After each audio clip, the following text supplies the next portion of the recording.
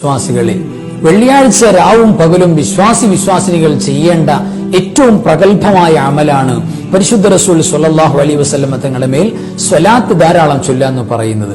ഹദീസിൽ കാണാം, 80 സ്വലാത്ത് എന്റെ മേൽ ആരെങ്കിലും ചൊല്ലിയാൽ അവരുടെ 80 കൊല്ലത്തെ പാപം പൊറുക്കുമെന്ന് പരിശുദ്ധ റസൂൽ സ്വല്ലല്ലാഹു അലൈഹി വസല്ലം. 80 സ്വലാത്ത് കൊണ്ട് അള്ളാഹു നമുക്ക് ചൊല്ലാനും പാപങ്ങൾ പൊറുക്കപ്പെടാനും തൗഫീഖ് നൽകട്ടെ. ആമീൻ യാ റബ്ബൽ ആലമീൻ. റസൂൽ പറയാൻ, മൻ സല്ല അലയ്യ കുല്ല യൗമിൻ അൽഫ മറ ലം യമത് ഹത്താ യറാ മഖഅദഹു മിനൽ ജന്ന. ഖാല റസൂലുള്ളാഹി സ്വല്ലല്ലാഹു അലൈഹി വസല്ലം. 1000 സ്വലാത്ത് ഒരാൾ എന്റെ മേലിൽ ഓരോ ദിവസവും ചൊല്ലുകയാണെങ്കിൽ സ്വർഗത്തിൽ അവന്റെ സീറ്റ് ഉറപ്പിച്ചിട്ട് കണ്ടിട്ടല്ലാതെ അവൻ മരിക്കൂല. അത് വല്ലാത്തൊരു സംഭവം. 1000 സ്വലാത്ത് ഇരുന്ന് അങ്ങനെ ചൊല്ലും ഓരോ ദിവസം. 1000 സ്വലാത്ത് ഒരു ദിവസം ഒരാൾ ഇരുന്ന് ചെല്ലിയാൽ സ്വർഗത്തിന് സീറ്റ് കണ്ടല്ലാതെ മരിക്കൂല എന്ന് ഉറപ്പാണ്. അർത്ഥം 1000 സ്വലാത്ത് 11 2 കഴിയട്ടെ, അവന്റെ മനസ്സിന് മാറും. ആ മനസ്സ് പടച്ചറപ്പിൽ കറക്കി തിരിച്ചിട്ട് അതിന്റെ വേക്കാനല്ലേ. അങ്ങനെ മനുഷ്യനെ നന്നാക്കുന്ന ഒരു സാധനം വേറെന്താ? എന്റെ മേൽ ആരാണോ സലാത്തിനെ വർദ്ധിപ്പിക്കുന്നത് അവരുടെ ദുഃഖങ്ങൾ അല്ലാഹു അകറ്റിക്കൊടുക്കുകയും അവരുടെ വിഷമങ്ങളെ അല്ലാഹു തീർത്തു കൊടുക്കുകയും അവരുടെ എല്ലാവിധ ദോഷങ്ങളെ അല്ലാഹു പുറത്തു കൊടുക്കുകയും ചെയ്യുമെന്ന് പരിശുദ്ധ മുഹമ്മദ് മുസ്തഫ. ഏറ്റവും ബഹുമാന്യരും പ്രിയപ്പെട്ടവരുമായുള്ളവര്, എനിക്ക് എന്തോ പറയേണ്ടതെന്ന് അറിയത്തില്ല. ഞാൻ തന്നെ എന്തോന്ന് എനിക്കറിയത്തില്ല. എൻ്റെ പരിമിതികൾ എന്താണെന്ന് എനിക്കറിയത്തില്ല. ഒന്നും അറിയായ്മയിൽ നിന്നാണ് എൻ്റെ ജീവിതം ഞാൻ തുടങ്ങുന്നതും ജീവിക്കുന്നതും തുടരുന്നതും. അവസാനം എന്തെന്നറിയാത്ത ഒരു യാത്രയാണ്. അതിനകത്ത് ഖുർആൻ എനിക്ക് പലതിനും ആശ്വാസവും അറിവും ബുദ്ധിയും തരുന്നുണ്ട്. പക്ഷെ അറിവെന്തോ ബുദ്ധി എന്തോ എന്ന് എനിക്കറിയത്തില്ല. അത് ഖുർആന് മാത്രമേ അറിയത്തുള്ളൂ. അതുപോലെ പല ഗ്രന്ഥങ്ങളും അറിവും ബുദ്ധിയും ഒക്കെ തരുന്നുണ്ടെന്നാണ് ഞാൻ വല്ലവരോടുമൊക്കെ പറയുന്നത്. പക്ഷെ എനിക്കറിയത്തില്ല എന്തോ അറിവും ബുദ്ധിയും. ഈ അറിവും ബുദ്ധിയും ഇല്ലാത്ത ഞാൻ നിങ്ങളോട് എന്തുവാ പറയുന്നതെന്ന് എനിക്കറിയത്തില്ല. നിങ്ങൾ ആരാണെന്നും എനിക്കറിയത്തില്ല. ഞാൻ ആരാണെന്നും എനിക്കറിയത്തില്ല. ഇതെല്ലാം ഒരു ശബ്ദമാണ്. ഞാൻ ചെറുപ്പത്തിലൊക്കെ കേട്ടിട്ടുണ്ട് എന്നൊക്കെ. പക്ഷേ അത് എന്തോന്നറിയത്തില്ല. പിന്നെ ചിലപ്പം എൻ്റെ വീട്ടിലെ എൻ്റെ കൂട്ടൊക്കെയുള്ള രൂപത്തിൽ നിന്നോരോ റോഡിൽ നിന്നോരോ ഒക്കെ പറയും, അത് പ്രാവ് കരയുന്നത്, അത് കാക്ക കരയുന്നത്, അത് കുയിൽ കരയുന്നതെന്നൊക്കെ. പക്ഷെ കാക്ക എന്ന് പറഞ്ഞാൽ എന്താണെന്ന് എനിക്കറിയത്തില്ല. കുയിലെന്ന് പറഞ്ഞാൽ എന്താണെന്ന് അറിയത്തില്ല. അത് ഈ ഖുർആൻ തരുന്നതാണ്. ഖുർആൻ ഇതിനെല്ലാം മറുപടി ഉണ്ട്. അന്തപാലത്തിലിരുന്ന് കാക്ക കരഞ്ഞു. അതുപോലെ തന്നെ അമ്പലത്തിൽ നിന്നും കേൾക്കാനുണ്ട് അന്തഹിന്ദ ഹുന്താരമാ. അതുപോലെ തന്നെ ഇതിനകത്തുനിന്ന് കേൾക്കാറുണ്ട്, ബൈബിളിൽ നിന്ന് അത്ര കാലം മുമ്പേ ഞാൻ നിങ്ങളോട് പറഞ്ഞിരിക്കുന്നു. ഇങ്ങനെയൊക്കെ കേൾക്കാറുണ്ട്. അതെന്തുവാന്ന് എനിക്കറിയത്തില്ല. അപ്പോൾ ഞാൻ ഈയിടെ ആലോചിക്കുകയായിരുന്നു, ഈ ഏറ്റവും കൂടുതൽ സമാധാനം വരുത്തിയവർക്കും ഏറ്റവും കൂടുതൽ കണ്ടുപിടുത്തങ്ങൾ നടത്തിയവർക്കും ഏറ്റവും നല്ല കണ്ടുപിടുത്തങ്ങൾ നടത്തിയവർക്കൊക്കെ നോബൽ സമ്മാനം കൊടുക്കാറുണ്ട്. എന്ന് പറഞ്ഞാൽ ലോകത്തിൽ ഒന്നും അറിയാൻ വയ്യാത്ത, ഏറ്റവും ഒന്നും അറിയാൻ വയ്യാത്ത ഒരു മുതുപൊട്ടനോട് ഒരു നോബൽ സമ്മാനം ഏർപ്പെടുത്തിയിരുന്നത് എനിക്ക് ഉറപ്പായിട്ടും എനിക്കത് കിട്ടുമായിരുന്നു എന്ന് ഉറപ്പുണ്ട്. പക്ഷേ ആർക്കും ഒരു ദയയില്ല അങ്ങനെ ഒരു സമ്മാനം ഏർപ്പെടുത്താൻ.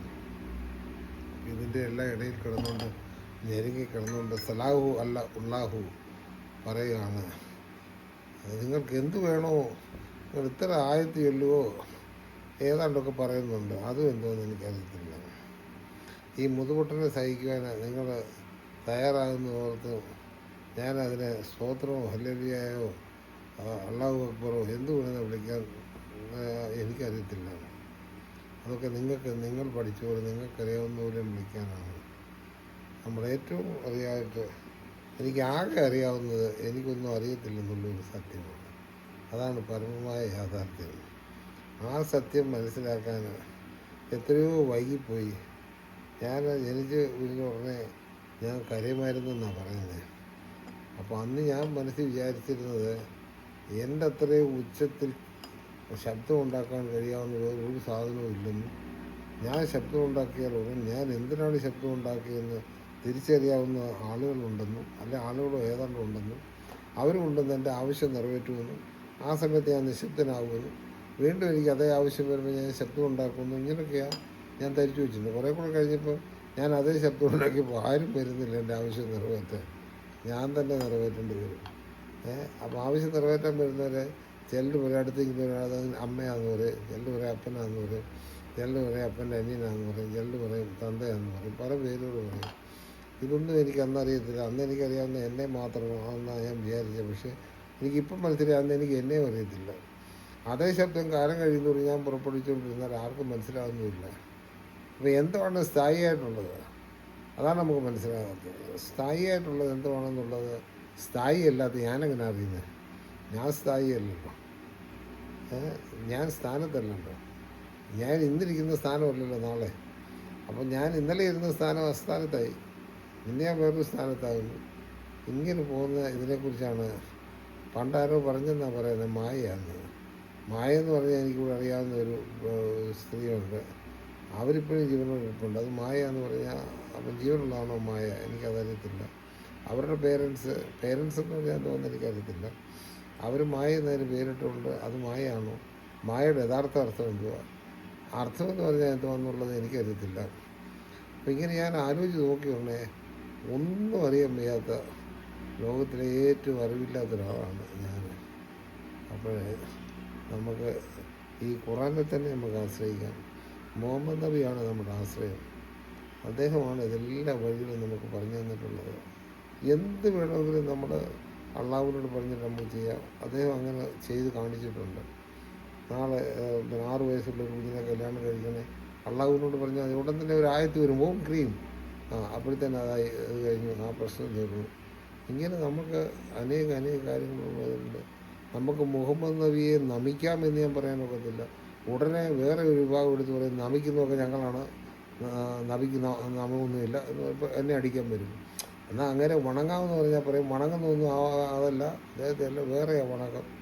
ഞാൻ എന്തോ ഒന്ന് ചെയ്യേണ്ടി അങ്ങനെ പിന്നെ കെട്ടിപ്പിടിച്ച് ഉമ്മ കൊടുക്കാമെന്ന് പറഞ്ഞാൽ പറയാം ഞങ്ങളുടെ പ്രവാചകനെ ഉമ്മ കൊടുക്കാൻ വന്നാൽ ഇവനാന്ന് പറയും. ആരുടെ പ്രവാചകനാണെന്ന് ആർക്കറിയാം? ഞാൻ എൻ്റെ ആണെന്ന് പറഞ്ഞാൽ അവർ സമ്മതിക്കത്തില്ല. ഞാൻ അവരുടെ കൂടെ കയറി അവർ കാണിക്കുന്ന ഓക്കാൻ വെച്ചോട് അവർ പറയുന്നിടത്ത് ഇരിക്കുകയും അല്ലെ അവർ പറയുന്ന വെള്ളം സ്നാനപ്പെടുകയും ഒക്കെ ചെയ്താലേ അതിനവരെന്നെ അനുവദിക്കുകയുള്ളൂ. അപ്പം ഞാനെന്ന് പറയുന്നത് ജീവിക്കണ്ടേ?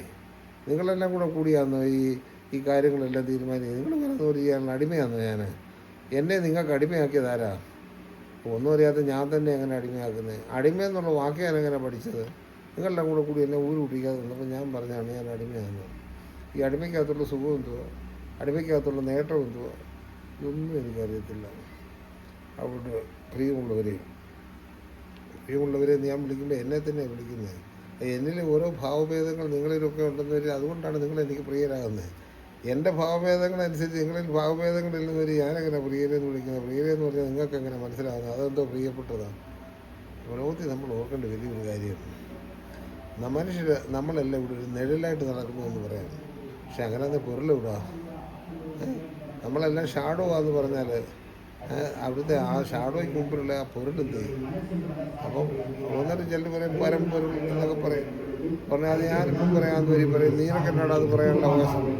പരമ്പൊരുൾ എന്ന് പറയുന്നത് ഞങ്ങളുടെ അമ്പലത്തിൽ ഉപയോഗിക്കുന്നതാണ്. നീ ആരാടാ? നീ ഏത് അമ്പലത്തിലാടാ? എന്നാൽ ഞാൻ പറയും ഇത് തന്നെയാണ് ദൈവം, ഇത് തന്നെയാണ് യഹോവ എന്ന് പറഞ്ഞാൽ പള്ളിക്കാരിലെ കൂടെ എന്ന് പറയും നീ ആരാടാ? നീ ഏത് പള്ളിയിലാടാ? നീ പള്ളിക്കും പിണ്ണാത്തിനും കൊള്ളാത്തില്ലേ? നിനക്കെന്തോടാ അത് പറയാൻ കാര്യം? എന്നാൽ ഞാൻ അള്ളാഹു അക്ബർ വിളിച്ചാൽ പറയും മുണ്ടിപ്പോയെങ്കിലും നീ ആരടാ? അപ്പോൾ ഇതൊക്കെ ആരുടെയാണ്? ഇതൊക്കെ ആരാണ്ട് വെച്ചിരിക്കുക? എല്ലാം ട്രസ് പാസിങ് അല്ലേ? അപ്പോൾ ട്രസ് പാസ് ചെയ്യാതെ ജീവിക്കണമെന്ന് വരില്ല.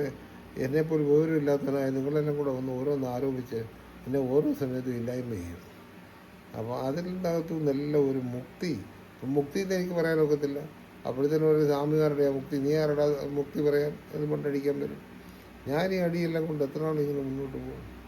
ഈ മുക്തി പിന്നെ ഇനി അങ്ങ് പറയും ആരും എൻ്റെ അടുത്ത് വരണ്ട, ആരെങ്കിലും വന്നാൽ പറയാം അതിനാ വന്നെന്ന് പറയും. ഒന്നാ പറഞ്ഞ് പരബ്രഹ്മമാണെന്നുള്ളത് നീ എന്തോടാ? അപ്പം പരബ്രഹ്മമൊന്നും എനിക്ക് പറയാനൊക്കത്തില്ല, അത് വേറെ ആരുടെ എടുത്ത് വെച്ചിരിക്കുക. എനിക്ക് സംസാരിക്കാൻ ഒന്നും ഇവിടെ ബാക്കി വെച്ചിട്ടില്ല. അപ്പോൾ അതൊരു വല്ലാത്ത അവസ്ഥയാണ്. നിങ്ങൾക്കാർക്കും ഈ ഗതികൾ ഉണ്ടാകാതിരിക്കട്ടെ. നിങ്ങൾ ബുദ്ധിയുള്ളവരായി നന്മയുള്ളവരായി ഇരിക്കട്ടെ. അള്ളാഹു അള്ളാഹു എന്ന് ഞാൻ പറയുന്നില്ല, പറഞ്ഞ് നിങ്ങളെല്ലാം കൂടെ ഇടിക്കാൻ വരും. ആരെങ്കിലും നിങ്ങളെ അനുഗ്രഹിക്കട്ടെ എന്ന് പറഞ്ഞാൽ നിങ്ങളുടെ കൂട്ടത്തിലുള്ളൊരു കുട്ടിക്ക് നമുക്ക് ആരെങ്കിലും ഏതെങ്കിലും എല്ലാവർക്കും സിന്ദാബാദ്. അപ്പോൾ ജയ് എന്ന് ഞാൻ പറയാനൊക്കത്തില്ല. ജയ് എന്ന് പറഞ്ഞാൽ ഇങ്ങേപ്പുറത്ത് ജയ് ഭാരത് എന്നോ ജയ് ഹിന്ദ് എന്നോ ജയ് അമേരിക്ക എന്നൊക്കെ പറഞ്ഞിട്ട് പിന്നെ അവന്മാരെല്ലാം കൂടെ എന്നെ തല്ലാൻ വരും. ജയ് എന്ന് പറയാനൊക്കത്തില്ല. അത് ജയ് മാതാവിനെ വിളിക്കുന്നതെന്ന് പറയും. പിന്നെ മാതാവിനെ കൊല്ലാൻ വരും. എനിക്കൊന്നും വയ്യ. പശുവിൻ്റെ ഇറച്ചി തിന്നാൽ പറയും ഞാൻ മാതാവിനെ കൊന്നു നിന്നെന്ന് പറയും. കാളയുടെ തിന്നാൽ പറയും മാതാവിൻ്റെ തന്ത കൊന്നു നിന്നെന്ന് പറയും. എനിക്കൊന്നും വയ്യ. എങ്ങനെയെങ്കിലും ആരെങ്കിലും വന്ന് നിങ്ങളെല്ലാം കൂടെ കൂടി നമ്മളെ അങ്ങ് തല്ലിക്കൊന്നു. അത് എനിക്ക് പറയാനൊക്കത്തില്ല. തല്ലി കൊന്നു എന്ന് പറഞ്ഞാൽ അത് പിന്നെ പറയും അവൻ്റെ മതത്തിലെ കൊല്ലൽ ഇവൻ്റെയാണ്, ഞങ്ങളുടെ അഹം ബ്രഹ്മമാണ്, അല്ല ഞങ്ങൾ പരബ്രഹ്മോ എന്നൊക്കെ പറയും. അഹം എന്തോന്ന് എനിക്കറിയത്തില്ല, അകത്തെന്തോ ഇരിക്കുന്നതെന്ന് എനിക്കറിയത്തില്ല, അഹം അറിയത്തില്ല, ബ്രഹ്മം എന്തോന്ന് എനിക്കറിയത്തില്ല. ഈ മുതുപൊട്ടനോട് നിങ്ങൾ സഹകരിക്കുകയും ശ്രമിക്കുകയും സ്നേഹിക്കുകയും ചെയ്യണമെന്ന്. സ്നേഹം എന്തോന്നും എനിക്കറിയത്തില്ല. എന്തായാലും ഒന്നും അറിയാത്ത എന്നെ നിങ്ങളെല്ലാവരും ഇത് കേൾക്കാതെ നിങ്ങളുടെ മനസ്സ് കാണിച്ചതിനും നിങ്ങൾ ബുദ്ധി പ്രാപിക്കാൻ വേണ്ടി നിങ്ങൾക്ക് ഉതകുകയും ചെയ്യുന്നവരിൽ എല്ലാത്തിനും നന്ദി, നമസ്കാരം.